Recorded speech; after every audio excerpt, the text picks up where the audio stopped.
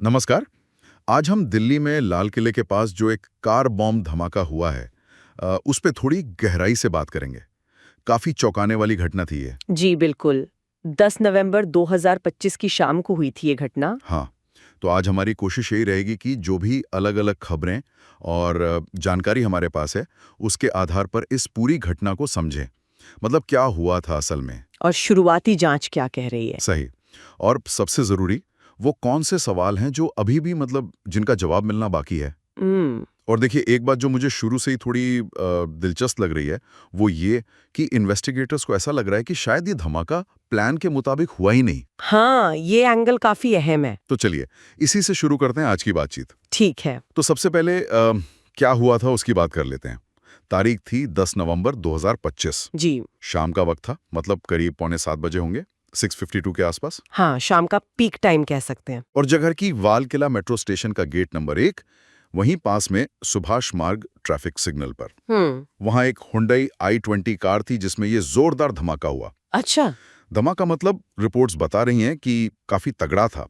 आसपास जो गाड़ियां खड़ी थी, उनको भी नुकसान पहुंचा होगा। हाँ, काफी नुकसान हुआ और कुछ गाड़ियों में तो आग भी लग गई थी। बाप रे। आवाज भी काफी दूर तक सुनी गई और जाहिर है इलाके में एकदम से वो अफरा तफरी और डर का माहौल बन गया। ऐसे हादसों में होता ही यही है। अच्छा, और इसमें जाने कितनी गई, इसका कुछ अंदाजा? हाँ, देखिए, शुरू में जो खबरें आई उनमें आंकड़े थोड़े कम थे, हम्म। लेकिन बाद में जो कंफर्म हुआ वो काफी दुखद है। कम से कम 12 लोगों की मौत हुई है इसमें 12? ये तो बहुत बड़ा नंबर है। और 20 से ज्यादा लोग घायल भी बताए जा रहे हैं। तो आप समझ सकती हैं कि धमाका कितना कितना विनाशकारी था। बिल्कुल, ये आंकड़े ही घटना की गंभीरता बता रहे हैं। अच्छा, अब जांच पर आते हैं। पुलिस ने क्या किया फौरन? देखिए, पुलिस ने इसे पहली नजर में ही मतलब इसे एक बम धमाका माना है। हम्म।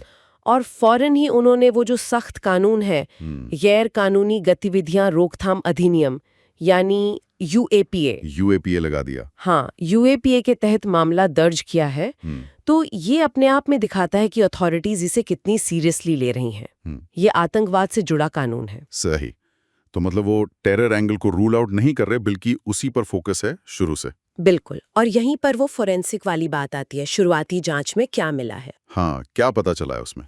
जो शुरुआती फॉरेंसिक रिपोर्ट्स हैं वो इशारा कर रही हैं कि शायद इसमें अमोनियम नाइट्रेट का इस्तेमाल हुआ है। अमोनियम नाइट्रेट, ये तो काफी कॉमन है वैसे बम बनाने में। हाँ, कॉमन है लेकिन खतरनाक भी। साथ में शायद किसी तरह का फ्यूल ऑयल और डेटोनेटर भी यूज किया गया होगा। ये टिपिकल आईईडी वाला सामान लगता है।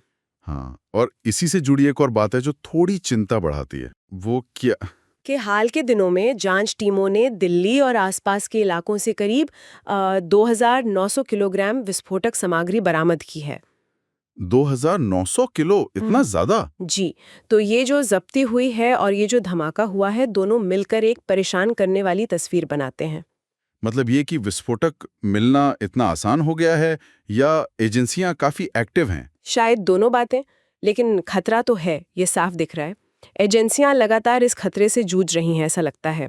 अच्छा, ये तो हुई विस्फोटक की बात, लेकिन किसी ने जिम्मेदारी ली है इसकी? अक्सर ऐसे हमलों के बाद कोई ना कोई ग्रुप क्लेम करता है। यही तो एक अजीब बात है इसमें। अभी तक किसी भी जाने माने आतंकी संगठन ने ऑफिशियली इसकी जिम्मेदारी नहीं ली है। किसी ने भी नहीं? नहीं।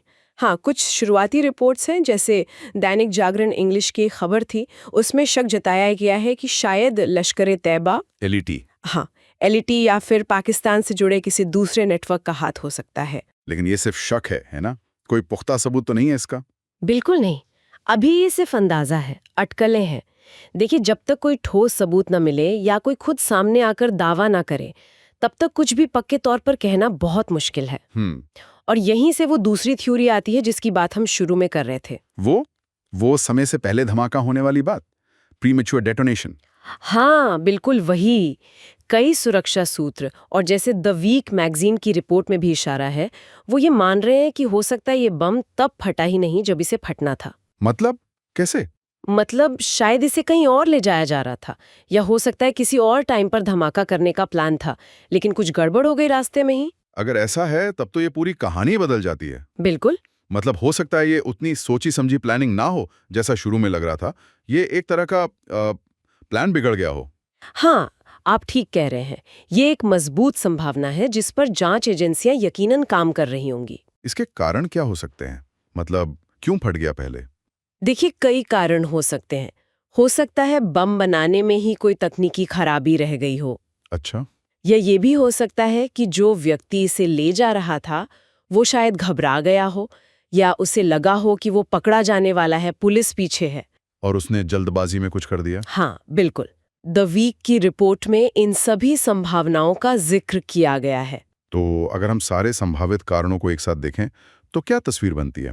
एक तो ये कि कोई आतंकी नेटवर्क है, शायद इंटरस्टेट या इंटरनेशनल, जो दिल्ली को टारगेट कर रहा है। हाँ ये तो है ही। दूसरा, लाल किला जैसी भीड़-भाड़ वाली और सिंबॉलिक जगह पर हमला करके एक मैसेज देना, सिक्योरिटी को चैलेंज करना। जी, ये भी एक मकसद हो सकता है। और तीसरा, ये एक्सीडेंटल या प्रीमेच्योर धमाके वाली थ्योरी। हाँ, और ये तीनों पहलू मिलकर शहरी आतंकवाद की जो जटिलता है उसे दिखाते हैं। अगर ये प्रीमेच्योर डेटोनेशन था तो ये हमलावरों की ट्रेनिंग कैसी थी, उन पर दबाव कितना था, या फिर विस्फोटक कितना अस्थिर था, इस सब के बारे में भी बहुत कुछ बताता है। सही। तो अब जांच सिर्फ ये नहीं देख रही कि किसने किया, बल्कि ये भी कि कैसे हुआ और शायद क्यों प्लान फेल हुआ। हाँ, और यहीं से वो बड़े सवाल शुरू होते हैं जिनका जवाब मिलना अभी बाकी है। सबसे बड़ा सवाल तो ये कि क्या ये सुसाइड बॉम्बिंग थी या फिर ये एक हादसा था, मतलब विस्फोटक गलती से फट गया? जी, अगर ये समय से पहले फटा तो फिर कार चलाने वाला कौन था? क्या वो खुद हमलावर था जो मारा गया, या सिर्फ एक प्यादा था जिसे पता भी ना हो? और इसी से जुड़ा है दूसरा बड़ा सवाल कि उस कार में था कौन असल में? हाँ, पहचान बहुत जरूरी है। बिजनेस स्टैंडर्ड की एक रिपोर्ट में उमर नबी नाम के एक डॉक्टर का जिक्र आया है। कहा जा रहा है कि वो शायद कार में थे। अच्छा, एक डॉक्टर, उनकी क्या भूमिका हो सकती है? यही तो सवाल है। क्या वो अनजाने में शिकार बन गए या फिर वो खुद इस साजिश का हिस्सा थे? उनकी पहचान, उनका बैकग्राउंड, ये सब जानना केस को सुलझाने के लिए बहुत बहुत अहम होगा। बिल्कुल। फिर ये सवाल कि असली मास्टरमाइंड कौन है? अगर लेटी या किसी पाकिस्तानी ग्रुप का शक है तो अब तक कोई दावा क्यों नहीं किया गया? क्या ये कोई नया लोकल मॉड्यूल है जिसके बारे में एजेंसियों को पहले से पता नहीं था? ये जानना भविष्य के लिए बहुत जरूरी है। एकदम सही। नेटवर्क का पता चले बिना हम जड़ तक पहुंच ही नहीं सकते। और फिर आता है वो सवाल जो शायद सबसे ज्यादा परेशान करने वाला है, सुरक्षा में चूक का सवाल। हाँ, ये सवाल हमेशा उठता है ऐसी घटनाओं के बाद। द इंडियन एक्सप्रेस ने भी इस पर काफी जोर दिया है। अगर हाल ही में, जैसा आपने बताया, इतनी बड़ी मात्रा में विस्फोटक पकड़ा गया था, जी, 2900 किलो, तो फिर इस खास गाड़ी के बारे में, इस प्लान के बारे में पहले से कोई इंटेलिजेंस क्यों नहीं मिली? कोई भनक क्यों नहीं लगी? ये बहुत गंभीर सवाल है। क्या इंटेलिजेंस गैदरिंग में कोई कमी थी, या फिर अलग-अलग एजेंसियों के बीच कोऑर्डिनेशन में कोई प्रॉब्लम थी? हाँ, ये सवाल सीधे सिस्टम पर हैं। और आखिर में इसका असर क्या होगा? दिल्ली जैसे शहर में अब सिक्योरिटी का क्या होगा? क्या आम लोगों को अपनी रोजमर्रा की जिंदगी में और ज्यादा चेकिंग और पाबंदियों का सामना करना पड़ेगा? ये सवाल बहुत अहम है। देखिए, नेटवर्क का खुलासा होगा तो भविष्य के हमलों को रोकने में मदद मिलेगी, ये साफ है। हाँ, इंटेलिजेंस में कहाँ चूक हुई ये समझने से हम अपने सुरक्षा तंत्र को, अपने प्रोटोकॉल्स को बेहतर बना सकते हैं। सही। और कार में कौन था, उसकी पहचान से शायद हमले के मकसद या उसके पीछे क्या दबाव थे, इसका पता चल सकता है। तो हर सवाल का जवाब मिलना जरूरी है, वो एक बड़ी पहेली के टुकड़े की तरह है। अच्छा, घटना के फौरन बाद सरकार की तरफ से क्या रिएक्शन रहा? जैसा कि उम्मीद थी, केंद्र सरकार और दिल्ली सरकार दोनों ने ही इसकी कड़ी निंदा की है। द गार्डियन जैसे इंटरनेशनल मीडिया ने भी इसे कवर किया है और यही बताया है कि जांच को टॉप प्रायोरिटी दी गई है। कई सारी सुरक्षा और जांच एजेंसियां मिलकर इस पर काम कर रही हैं। और जमीनी स्तर पर क्या एक्शन लिए गए, मतलब सिक्योरिटी के लिहाज से? हाँ, फौरी तौर पर कई कदम उठाए गए हैं।